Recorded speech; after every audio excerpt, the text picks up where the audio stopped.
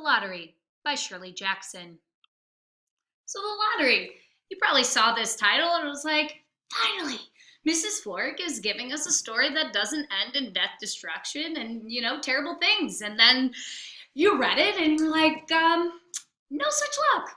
So let's go ahead and we're going to take a few minutes here to break down some of the plot points, some of the themes, and just some of the ideas we see present in this famous short story by Shirley Jackson. So first things first, the plot. Not too hard to understand. So the story starts off.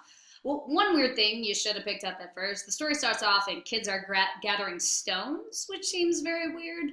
There also seems to be this weird vibe in the atmosphere. But anyways, premise of the story starts off, everybody is gathering in town for the lottery. We're like, oh, a fun lottery. Someone may win some money today. And then people keep on gathering. They go and the heads of the household start to pull slips out of this black box. And then Tess's family picks this slip with a black dot on it. They put the slips back in. Then Tess picks the black dot. And then we come to find out that the prize for winning the lottery is you get stoned to death. So there's a lot to kind of break down here, but plot-wise, it's pretty straightforward. So the first question we need to address is what the literal heck? What is going on here? Why do they have everybody in town gather for a stoning of a random person? Potentially could even be a child. And why the heck is everybody participating in this? So let's start with the most basic of those questions, which is why do they have the lottery in the first place? Now, there is just one instance where it starts to hint at why. So we're going to go and take a look at the actual wording in the text. And here it is. So the part of the story we're going to take a look at is when the heads of household, so the men, are going up, pulling out those white slips from the black box. And Mr. Adams makes a comment that some neighboring villages have stopped having the lottery. So let's take a look at the lines. They do say, Mr. Adams said to Old Man Warner, who stood next to him, that over in North Village they're talking of giving up the lottery. Old Man Warner snorted.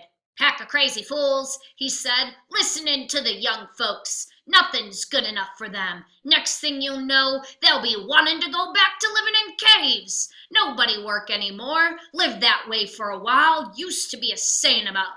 Lottery in June, corn be heavy soon.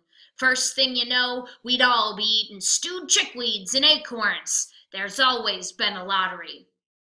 Now, let's talk about those lines. So there's maybe two reasons actually hidden in here as to why the lottery is conducted still. So the first reason it says lottery in June, corn be heavy soon. This seems to suggest that if you have this lottery in which a human being is sacrificed, then corn will be heavy soon. So there's going to be a good harvest. So it makes it seem as though the lottery is done and conducted as a human sacrifice in order to bring about a good harvest. He also says there's always been a lottery. And then he expresses frustration that Joe Summers, the one running the lottery, is up there joking. Now, this idea that there's always been a lottery, so they have to continue to do a lottery, is a big idea that we're going to explore in our theme discussion. And then also this idea that this human sacrifice will allow for them to have a harvest also seems something that is important that Shirley Jackson is commenting on. A definite theme that seems to be developed within this story is that people need to question long-held traditions that are unjust and just plain nonsensical. So the fact that they are sacrificing a human being on a yearly basis in order to promote a healthy and fruitful harvest, that not only seems barbaric and cruel, but also doesn't seem to make much sense. And even the townspeople are questioning it, but nobody is standing against it. Which brings us to our next theme, which is that people do not act or stand up against injustice until they are personally impacted.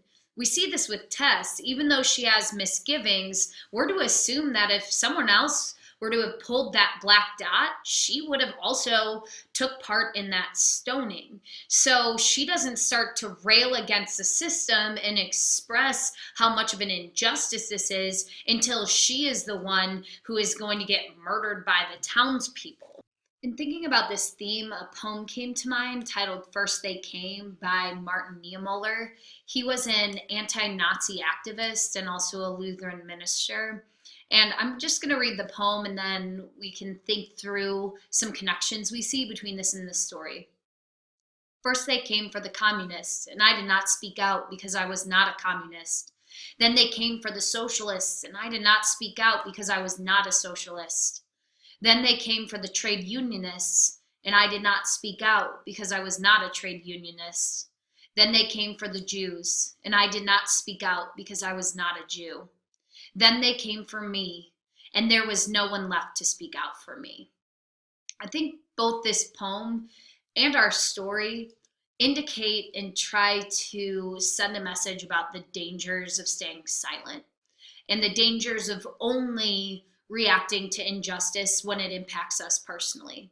I'm sure we could think of numerous examples where either in our personal lives or in the news, we saw something going on, but we didn't really take interest in it until it affected us. So I think both this theme and the idea that we need to look at traditions or beliefs that we have and question unjust beliefs or traditions, and then also this idea of not remaining silent. I think those are two interesting themes that can be explored both in our story, in other works of literature, and in society today and in the past. So those are just two themes that came to mind when reading this story. I'm sure you could probably think of other themes. This story is also packed full of symbols, so even the names can be seen, some of the names can be seen as symbolic, the black box itself. So this hopefully just got your mind, the gears turning a little bit, and got you started with thinking through some of the big ideas in this story. Hope you found this interesting and hope it helped you better understand the lottery. See ya.